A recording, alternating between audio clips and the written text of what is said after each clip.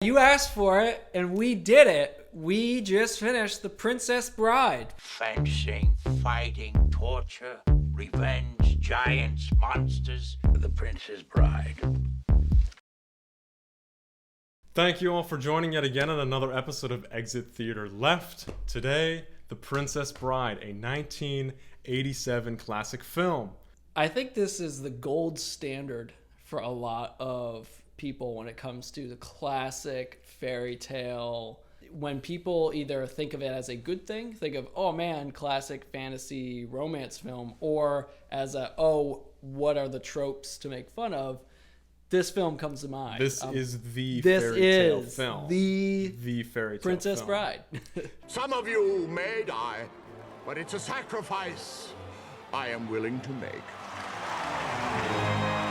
Screenplay was written by the same person. Yes, the screenplay adaptation for the film was done by the author of the book. Generally well-received film. Like, this is a classic. Absolutely. People enjoy this movie. You know, the cult following is not so memery. It's, you know, a good film. I have not met someone who did not like the movie. You know, it might not be your top-rated film, but I haven't met someone who is like, I hate it. I hate it. It's awful. Take note, Hollywood. If you're going to do a novel adaptation, maybe have the guy who wrote the book get the screenplay. Have a bit of a word. Worst book to script adaptation off the top of your head. Boy, Aragon. Strong Jeremy Irons. Somehow you got him to be in that movie, and you wasted it. Y'all wasted it. This wasn't a book, but I'm still going with the Shyamalan Avatar. I think that counts. We're definitely going to count that in terrible book adaptation. This was my second time watching the film. The last time was probably half a decade ago. Wow. I remembered enough to kind of know the direction, but I had forgotten enough to really enjoy the movie a second time. And even though I didn't find myself like bursting out laughing a bunch, it's thoroughly enjoyable all the way through. Oh, absolutely. That's going to be the metric. How many times has Raph seen this film? Not that many, actually, surprising. Probably a solid 3 to 4. It's kind of sleepover party thing one time. What a great sleepover Right? party movie. Those were the Princess days. Bride defined the 90s sleepover. I think I've only ever given a 10 rating to probably 1 or 2 films max. Wow.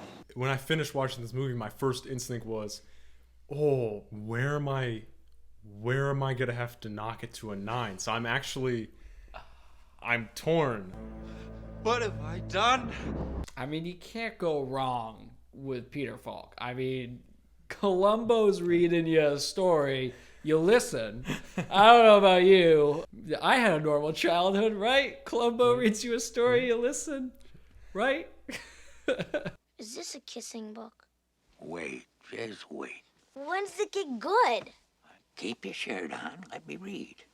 Be it the style the movie was filmed and shot and all that sort of thing, they went for that like campy, kind of corny look, and it almost makes the movie unageable. A lot of the sets or like location props, it's almost like a play, like theater props almost. Yeah. The rocks look fake when he's holding them, but that's just like I think they are fake. I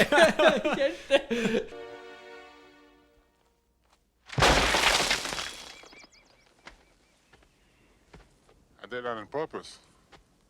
I don't have to miss. I believe you. If you're new to the show or you're just joining us for the first episode, first we're going to rate the film as it sits. We're going to rate it what we'd rate it, all things inclusive. And then we're going to draw 3 random categories, and then we're going to rate the movie a second time strictly based on those 3 criteria. Forget IMDb, Rotten Tomatoes. We will fish them out later, but I will come back for those people. Hello. My name is Inigo Montoya. You killed my father. Prepare to die. Today we are rating on revenge stabs.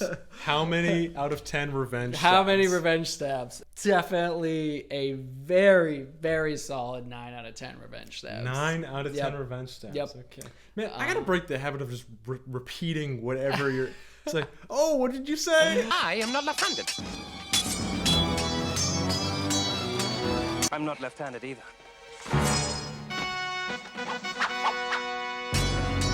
I picked the best numbers. I'm the guy who goes and guesses the jelly bean jar count, and then everybody else picks that guess.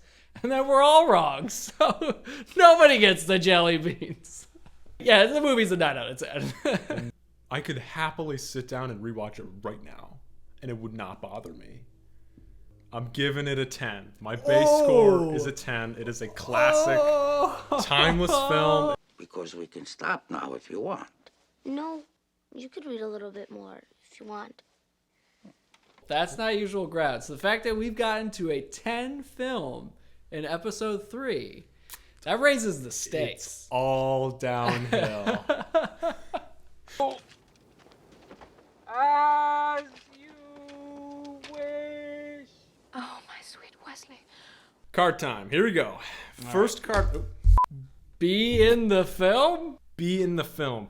You are rating the film on which character you would want to assume and how much fun do you think that would have been to play. Peter Falk's grandfather, Columbo. All right, now let's see. Where were we? Oh, yes. In the pit of despair. Oh, definitely the miracle worker, Billy Crystal's character. Yep, that's the one.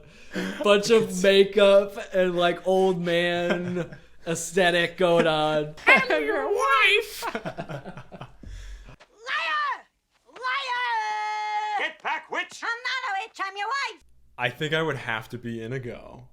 I can absolutely see that. A huge character development. Oh, yeah. He's got just enough to be important, but not enough to be like probably super stressed. He's already got the facial hair. We just need a time machine. This is where I am, and this is where I'll stay. I will not be moved. Diversity! Taking a left turn here. Boy. Well, A 1987 film with a completely all-white cast. We have one woman. We have a leading lady. From a professional standpoint, you do see a broad stretch of economics, which if you were watching this film in the Middle Ages, you might see your own representation. if you're watching this film in the Middle Ages, how are we watching this film? It's not its strong suit. It's not going to be as high of a rank as, like, Parasite. But it's definitely better than, like, Reservoir Dogs. Tarantino, if you're watching this, why are you watching this video on YouTube? Villain, antagonistic force. Technically, everybody connects back to the prince. As we said before, the OG Farquaad. Man and wife. Say man and wife. Man and wife. Escort the bride to the honeymoon suite. I'll be there shortly. It's preposterous! Fiona, my love, we're but a kiss away from our happily ever after. Now kiss me! The princess. She's perfect. It definitely is a strong suit. We were just talking about how diversity might be a little bit of a weaker. Yeah. I think this is a card that brings it up. I'm going to take my two favorite villains, which is the Sicilian, The inconceivable guy. Inconceivable, and the Count. Inconceivable. Arguably a little two-dimensional, but he's just a huge running gag, and it's so enjoyable to get in the film before you get the switch to like, oh, now it's actually like plot, and it's, you know, kind of, you know, our feelings are involved here, and then the Count is this. Wow, now that I even talk about it, I'm like, well, maybe the villains are kind of two-dimensional. What does even point? Like, they're like starting a war, but nobody really ever talks about why. War, what is it good for? Never changes. Absolutely nothing. And there is two war quotes shoved together. The villains are very enjoyable, and you enjoy seeing them defeated. Yes. But I guess they didn't really feel like they posed a lot of threat. Prepare to die.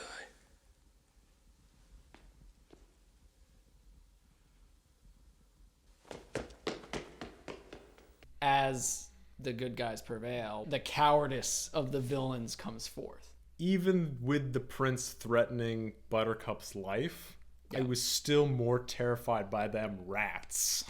What about the ROUSs? Rodents of unusual size? I don't think they exist. They were terrifying. Oh How my were God. the eels? Like the same.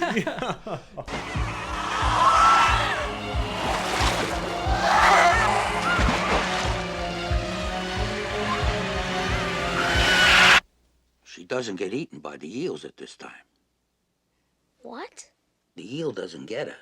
I'm explaining to you because you look nervous. There We'll do was some definitely research. a dude in that rat in the forest. And hey, props to that guy because he did a great job. Strictly based on these three categories, what would you rate 1987's The Princess Bride? Maybe an 8 out of 10. Forever be the jelly bean jar man who brings us all down and nobody gets jelly beans. Hashtag Jelly Bean Bean Man. I'm going to go with a 7.7. Oh boy. What was that for? Because you've always been so kind to me. And I won't be seeing you again. Since I'm killing myself once we reach the honeymoon suite. Wouldn't that be nice? She kissed me. She kissed me. Is this the first movie that the cards rating has been lower than the base rating? It might be. I think Which is kind of so. interesting. Sometimes a card's not going to be a positive. It might even be a negative themed card for the film. I don't know. He maybe knows. Somebody should hopefully know what's happening here in this show. Thank you all for watching. Like, share, subscribe. Send it to your family. Send it to your grandfather or grandmother. They're probably bored in quarantine too. absolutely. We know we are. Don't forget, in the comments, We're taking suggestions. we're taking suggestions Taking out. This suggestions. came from a suggestion. You know who you are. Stay safe. Stay well. Hashtag Jelly Bean Man. Hashtag Jelly Bean Man. There we go. Get that trending.